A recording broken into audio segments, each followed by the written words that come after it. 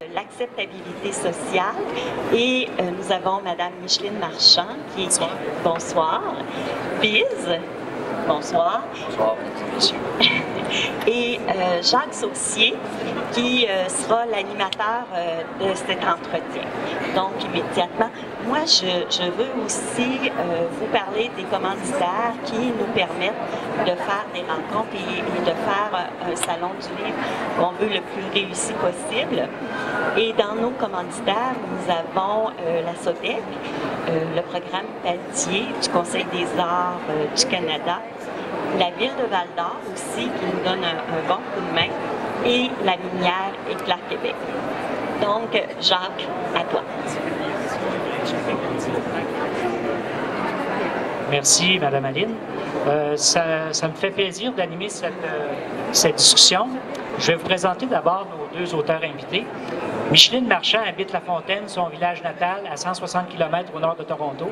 En 2014, elle a publié « Mauvaise mine » aux éditions L'Interligne. Ce roman pour ados de 12 ans et plus, qui se passe dans le nord de l'Ontario, explore les relations humaines et le thème de l'engagement envers la protection de l'environnement. C'est un excellent petit roman où on voit que les jeunes sont capables de faire bouger des choses, même en 2014. Notre deuxième auteur invité n'a plus besoin de présentation, la majorité des gens le connaissent, Biz, rappeur au sein du groupe Loco Locas. Biz publie en 2014 Mort Terrain, son troisième roman, qualifié d'histoire fantastique, éminemment réaliste, se déroulant en Abitibi, territoire très convoité par l'industrie minière. Donc, voici son roman. J'aimerais, avant de débuter, mettre en contexte, au niveau sociopolitique, quand on parle d'acceptabilité sociale, présentement au Québec, en novembre 2014, le ministre des Ressources naturelles et responsable du Plan Nord, Pierre Arcan, lançait un grand chantier sur l'acceptabilité sociale des projets liés à l'exploitation des ressources naturelles. Pourquoi on est rendu là? Souvent, plusieurs projets suscitent une opposition au sein des communautés, au sein des communautés d'accueil, particulièrement au niveau de l'industrie extractive, qu'on parle de mines, de gaz, de schiste, de pétrole. Donc, pour commencer, j'aurais le goût de lire deux extraits parce que les auteurs ne se connaissent pas. Et je vais lire un extrait de chacun des romans qui pourrait déclencher la discussion. Commençons par l'extrait de Biz, que je crois qui pourrait être pertinent. Je te dis pas, oui, c'est gentil. Donc, en ayant toujours en tête le thème de l'acceptabilité sociale, il a entre les mains la conclusion préliminaire du rapport du BAP, transmise secrètement par le commissaire Dubreuil. Comme prévu, le projet minier aurifère Windigo, Mort Terrain, est autorisé avec conditions. Il s'agira dans l'ensemble de raffiner les études d'impact environnemental. Mais puisque incombe à Windigo de réaliser ces études, on pourra toujours étirer les délais et orienter les conclusions.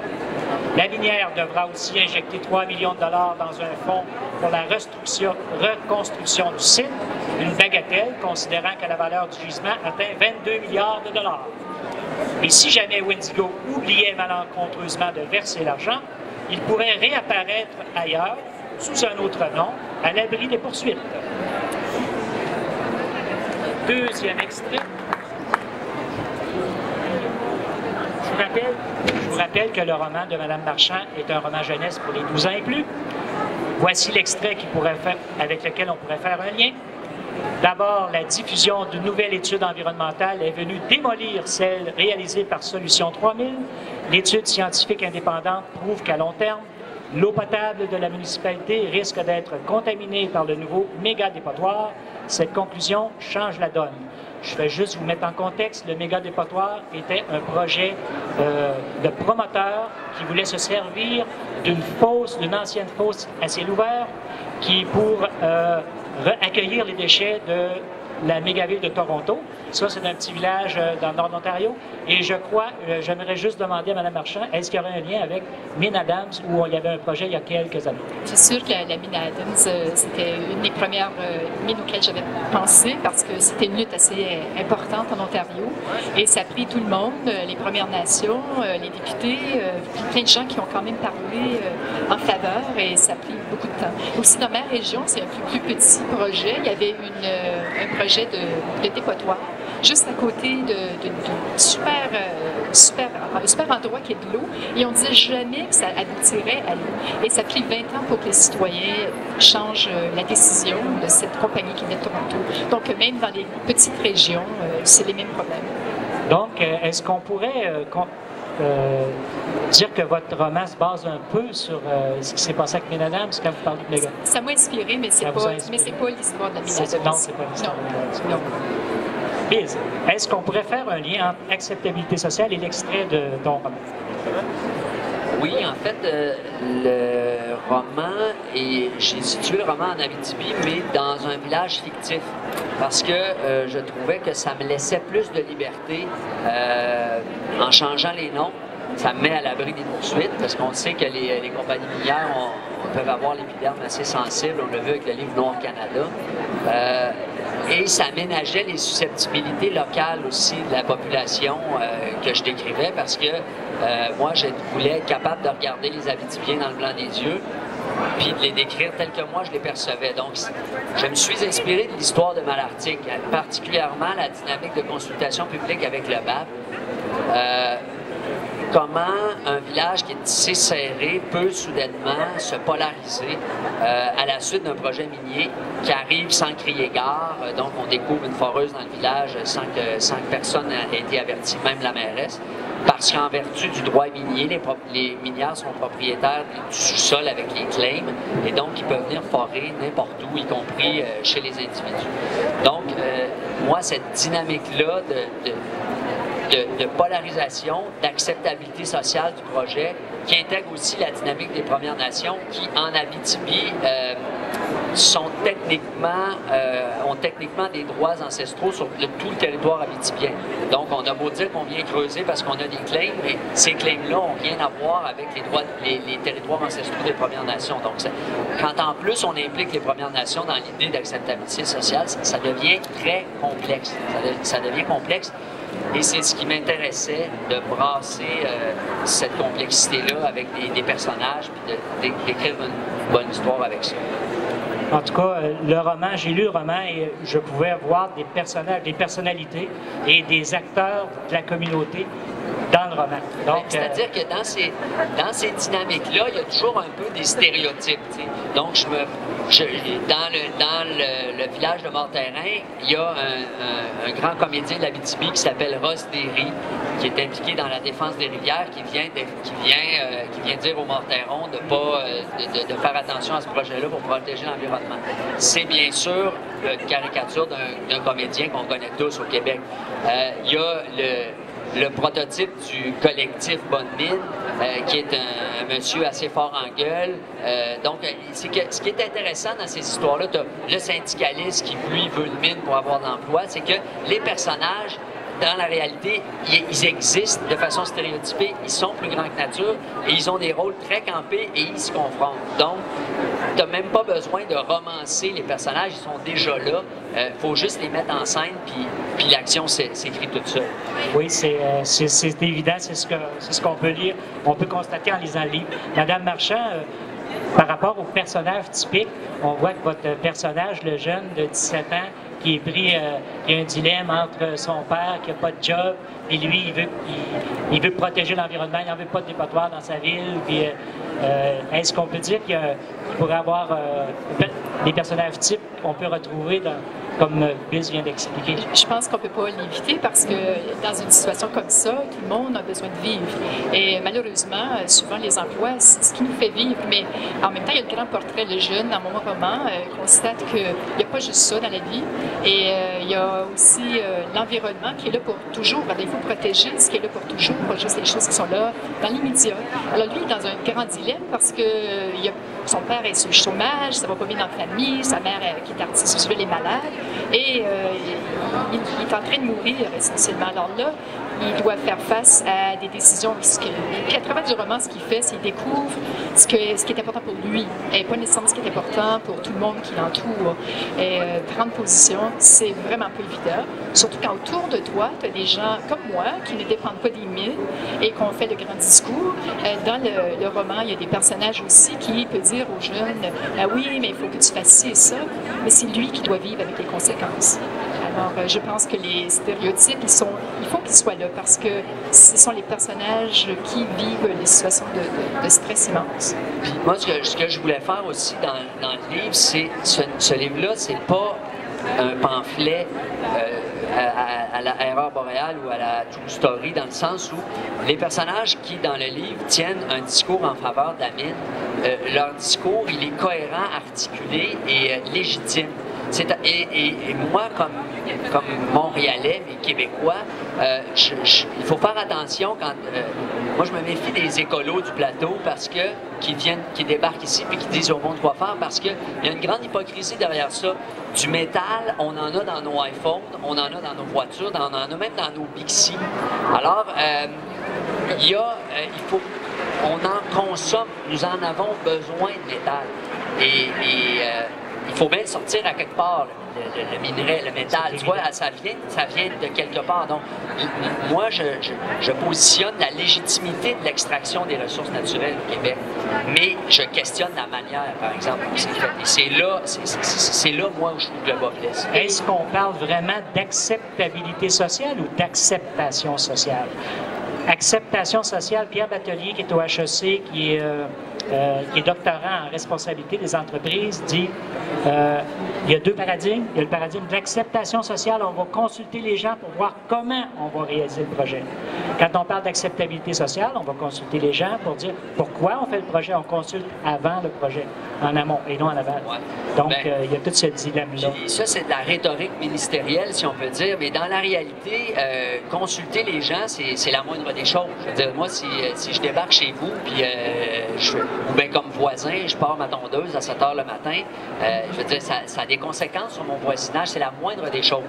Ce qui s'est passé dans le cas de Malartic, et ce qu'on ne nous a pas dit dans la belle visite guidée qu'on a faite ce matin à la mine de Malartic, quand il était question du BAP, c'est que oui, on a consulté les gens, et ce qu'il faut comprendre, c'est que le BAP, le bureau d'audience publique en environnement, c'est pas, on consulte pas pour faire des beaux rapports qui vont être tablettés. Le BAP a une autorité exécutoire, c'est-à-dire que si le BAP ne recommande pas un projet minier ou pétrolier, le gouvernement ne peut pas l'autoriser, donc le projet ne peut pas avoir lieu. Et donc, à partir de ça, la consultation, c'est sérieux. Sauf que pendant qu'on consultait les gens à Malartic, on déménageait des maisons dans le village. Alors là, c'est qui les caves dans l'histoire? Vous nous consultez, mais vous avez déjà décidé. Ou vous avez déjà pris pour acquis que le gouvernement va, comme vous le dites dans l'extrait que vous avez lu, les conclusions préliminaires, c'est avec des conditions qui vont être rencontrées plus ou moins facilement. Je voudrais juste une petite précision. Le BAP a un pouvoir de recommandation, mais c'est le Conseil des ministres qui décide si le projet a lieu ou non. Vous avez raison, sauf que c'est jamais arrivé que le Conseil des ministres allait à l'encontre du BAP. Et donc, politiquement, ça ne serait pas défendable d'aller à l'encontre du BAP. C'est un fait. Est-ce qu'au niveau de l'acceptabilité sociale, quelles seraient les conditions pour dire qu'un projet est vraiment acceptable? Y a-t-il des conditions à mettre en place? Ou une consultation, c'est on informe la population, on écoute la population et on coche, on a consulté? Parce que quand tu consultes, là, ça crée des attentes aussi. C'est que si tu me dis, nous autres, on va vous écouter, puis dites-moi ce qui ne fait pas votre affaire, ce que vous anticipez comme problème, à ce moment-là, moi, j'espère qu'on va tenir compte de mon avis.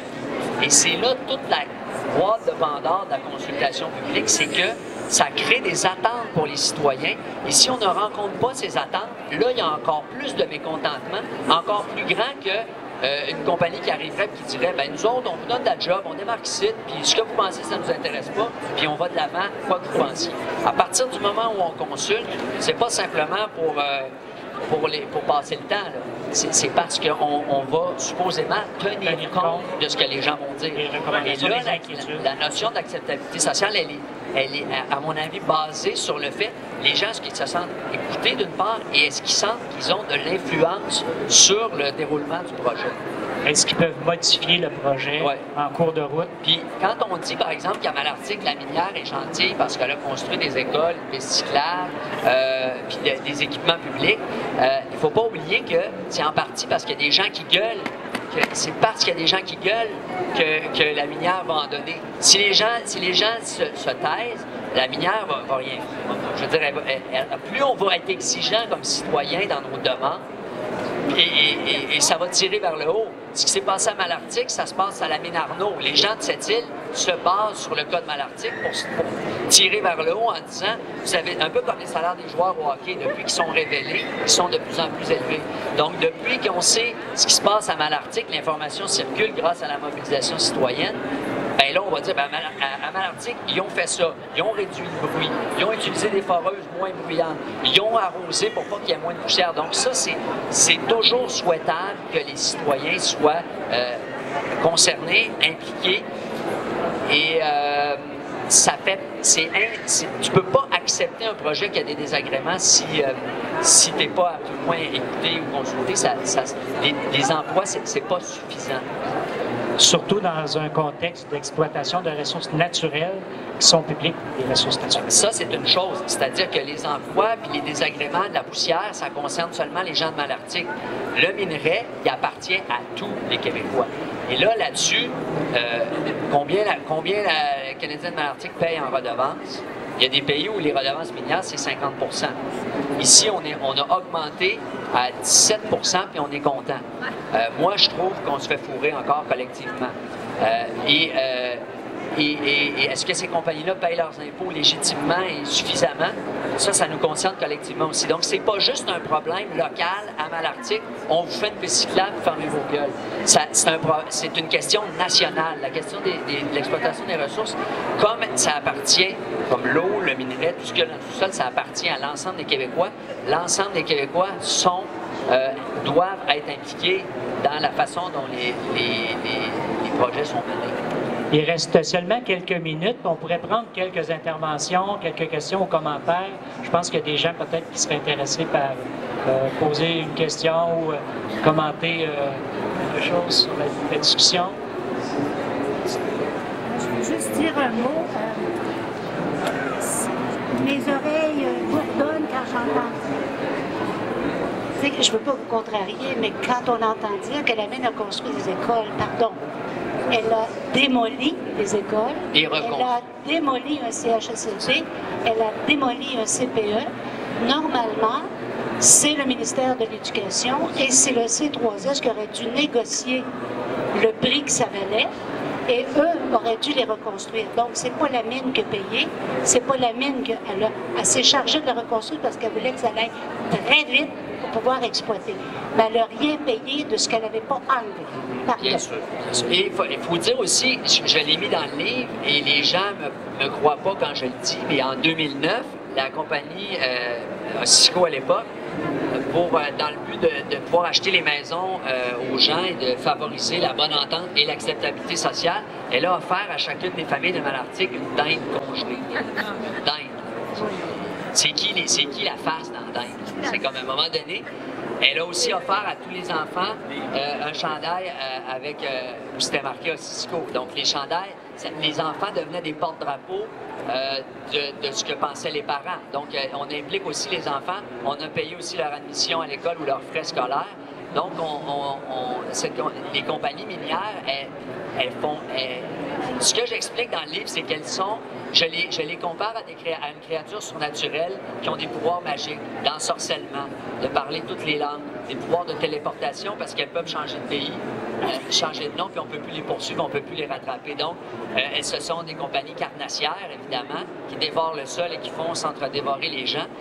Mais il ne faut pas oublier une chose, ces compagnies-là, elles opèrent légalement dans le cadre que, politiquement et collectivement, on leur donne. Alors, quand elles nous disent ce matin qu'elles répondent aux normes d'émission de poussière, elles ont raison.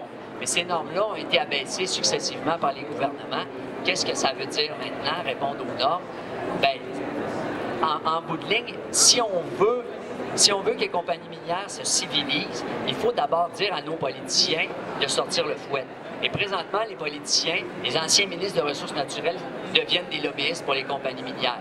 Alors, ils profitent de leur carnet d'agenda, de leurs ressources qu'ils ont, des gens qui ont connus, pour aller transférer ça à l'industrie privée.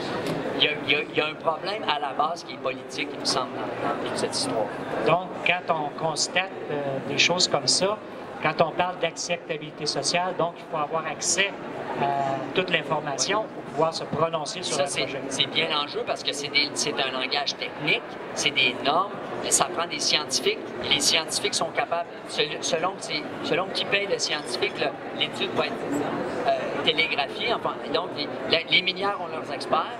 Les pouvoirs publics et les citoyens doivent aussi pouvoir avoir leurs experts pour contrebalancer le discours.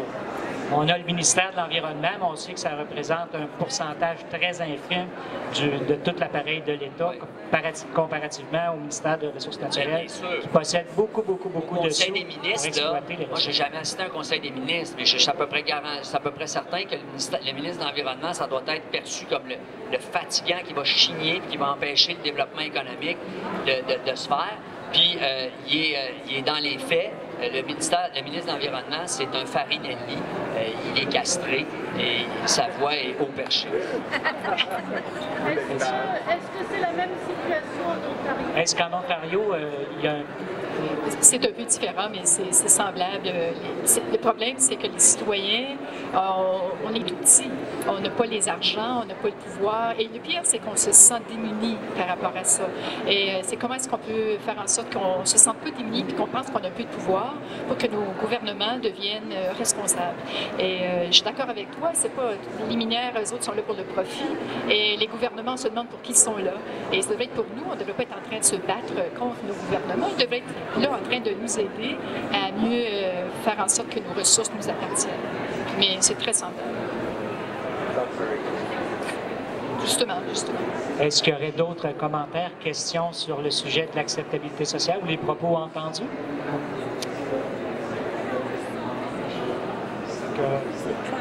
La question est réglée. La question est réglée.